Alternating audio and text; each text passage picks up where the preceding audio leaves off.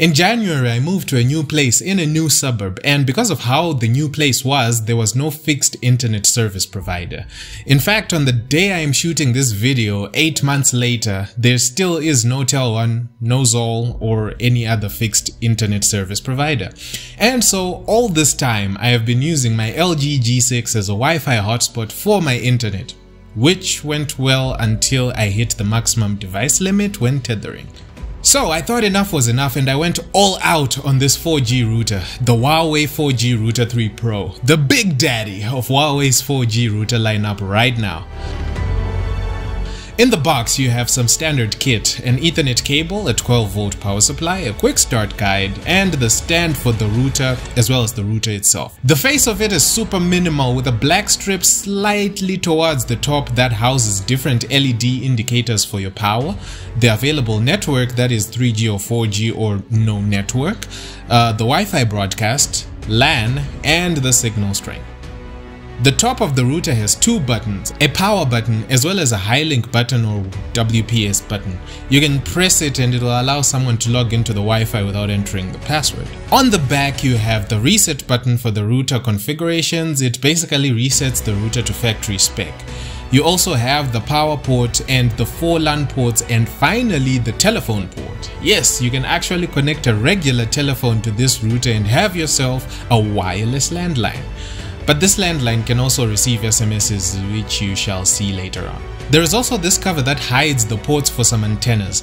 Now the router comes with built-in antennas and works perfectly fine without the extra ones, but in areas where network coverage is on the weak side, these connectors will try and boost whatever network signal is available for better performance of your internet. Unfortunately, those are sold separately. And this bottom bit right here is where you install the legs for this router so it can stand tall and proud. Right at the bottom here is where you'll find the all-important SIM slot for whatever SIM card you'll be using for your internet. The router uses micro SIM, which is smaller than a full-size SIM but bigger than a nano SIM, which is used in most smartphones these days. Oh, and if you're wondering, this router supports all SIM cards including Zol and Tel1. The only SIM cards not supported are the ones that use the CDMA network like PowerTel and Africom. There are two ways of setting it up. You can either do it using the Huawei Smart Life app or the old school way of using a computer.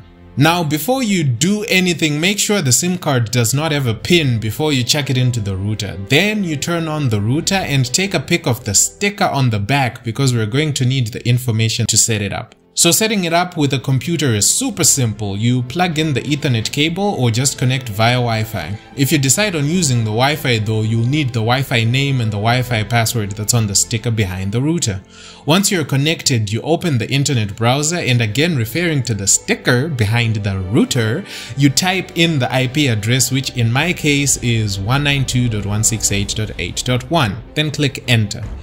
You'll be taken to a window which will show the Huawei logo and you'll be asked for a login password, which you'll get on the same sticker behind the router. Log in and you'll see a summary of your internet connection and the status of your router.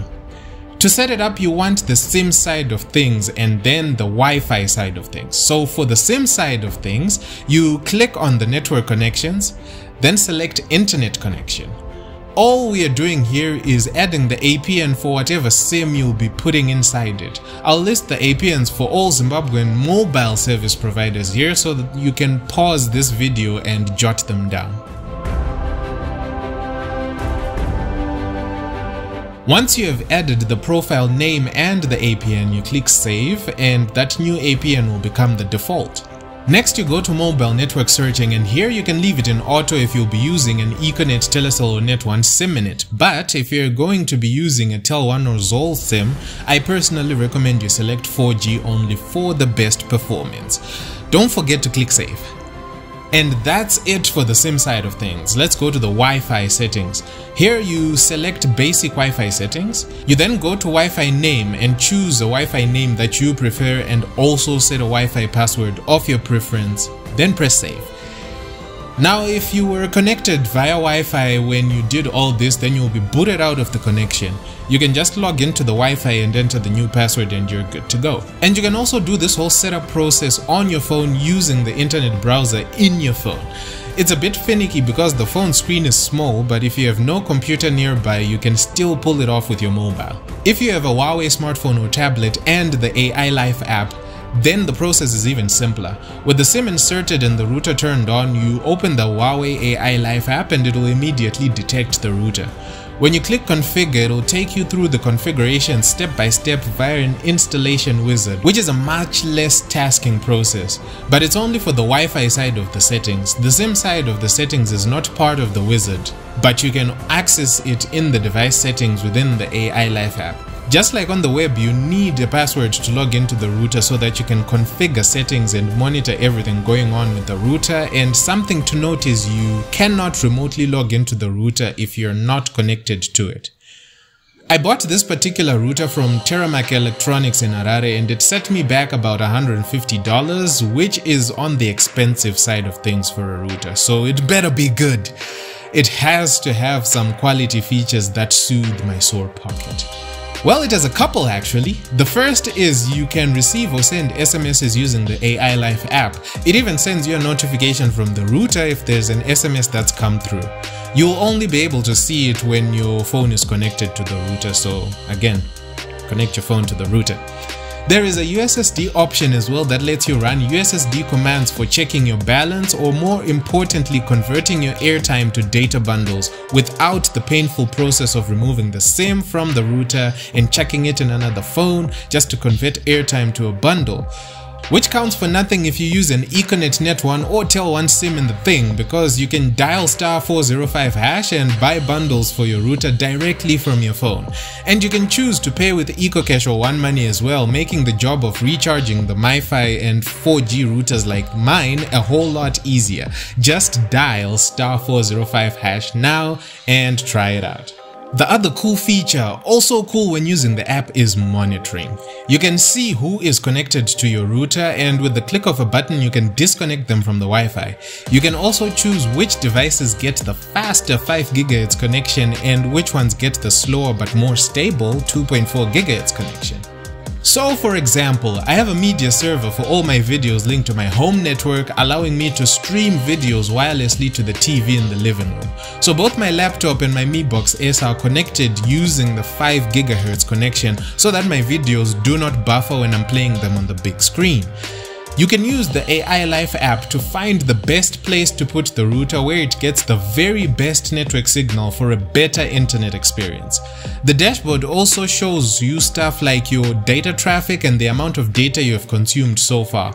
If you set up the data settings with your recharge cycle, you can get an estimate of how much data you are left with, which makes tracking your internet usage a whole lot simpler. And finally, there is also a guest Wi-Fi mode in the router that separates your home traffic from guest traffic. This is most useful in businesses where, for security reasons, you want guests to connect to a network that is separate from the company's network where the business servers and the systems run on. That way you make it a lot harder for hackers to access critical systems of the business. Same cannot be said for other guests on the network though. Anyway, this is the Huawei 4G Router 3 Pro. The best 4G router Huawei makes right now, and it has been pretty awesome in the week that I've had it.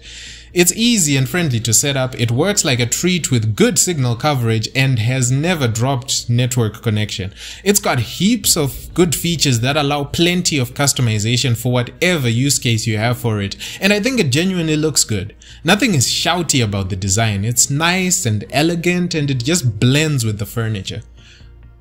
But $150 is a lot of money for domestic consumers, and if all you want is a router for the internet, then you can literally get any other 4G router, even the older 4G Router 2 Pro or a MiFi.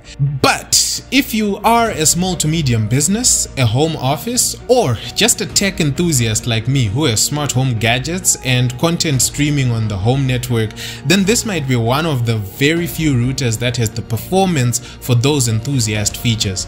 For a guy like me, it definitely is soothing my sore pockets. Thank you for watching. See you again next time.